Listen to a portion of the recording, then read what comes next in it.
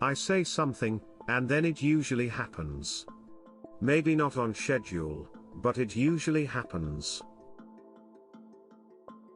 There's a tremendous bias against taking risks. Everyone is trying to optimize their ass covering. If you're co-founder or CEO, you have to do all kinds of tasks you might not want to do. If you don't do your chores, the company won't succeed. No task is too menial. People work better when they know what the goal is and why. It is important that people look forward to coming to work in the morning, and enjoy working. Really pay attention to negative feedback and solicit it, particularly from friends. Hardly anyone does that, and it's incredibly helpful. A company is a group organized to create a product or service, and it is only as good as its people and how excited they are about creating.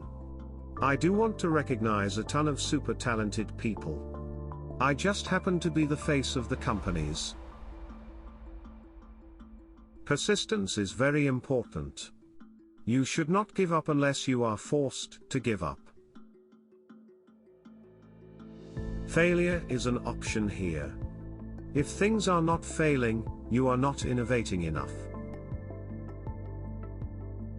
I always invest my own money in the companies that I create. Because I don't believe in the whole thing of just using other people's money. I don't think that's right. I'm not going to ask other people to invest in something if I'm not prepared to do so myself. When something is important enough, you do it even if the odds are not in your favor.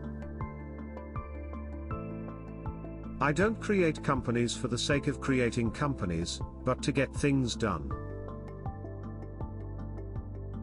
My biggest mistake is probably weighing too much on someone's talent, and not someone's personality. I think it matters whether someone has a good heart. I think it's very important to have a feedback loop, where you're constantly thinking about what you've done and how you could be doing it better. It's okay to have your eggs in one basket as long as you control what happens to that basket. I do think there is a lot of potential if you have a compelling product and people are willing to pay a premium for that. I think that is what Apple has shown.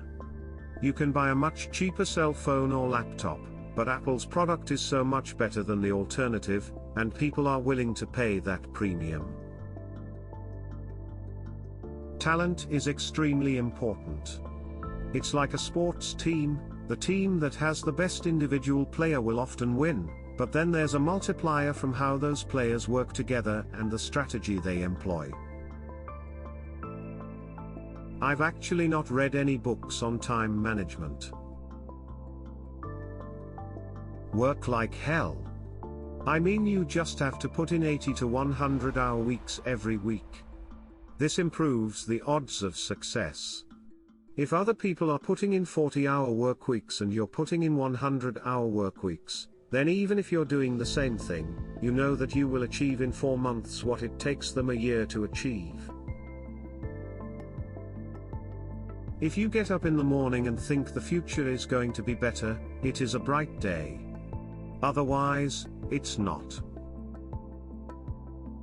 The first step is to establish that something is possible, then probability will occur.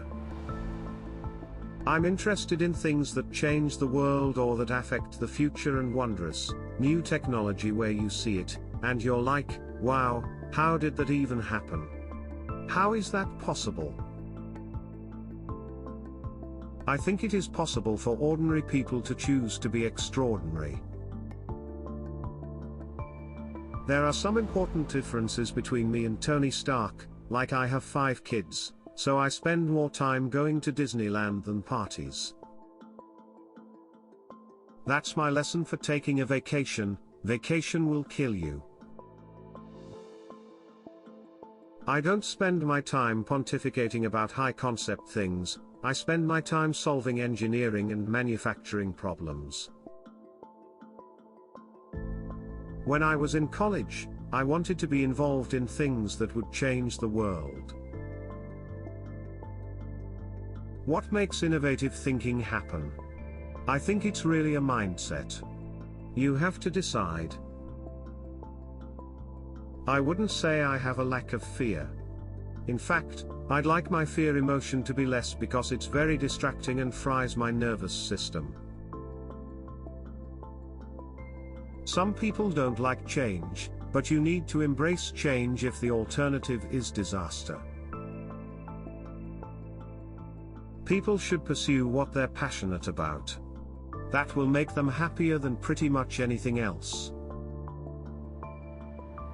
As much as possible, avoid hiring MBAs. MBA programs don't teach people how to create companies. If you're trying to create a company, it's like baking a cake. You have to have all the ingredients in the right proportion. You have to say, well, why did it succeed where others did not? Starting and growing a business is as much about the innovation, drive, and determination of the people behind it as the product they sell. I think we have a duty to maintain the light of consciousness to make sure it continues into the future. Being an entrepreneur is like eating glass and staring into the abyss of death. Don't delude yourself into thinking something's working when it's not, or you're gonna get fixated on a bad solution. We have a strict no assholes policy at SpaceX. I don't think it's a good idea to plan to sell a company. You shouldn't do things differently just because they're different. They need to be better. You should take the approach that you're wrong. Your goal is to be less wrong. You get paid in direct proportion to the difficulty of problems you solve. Constantly seek criticism. A well thought out critique of whatever you're doing is as valuable as gold. No, I don't ever give up. I'd have to be dead or completely incapacitated. I'm not trying to be anyone's savior. I'm just trying to think about the future and not be sad. Great companies are built on great products. What is the best Elon Musk quote? Let us know in the comments. We hope for your support in the form of subscription, likes and comments. Thank you for watching.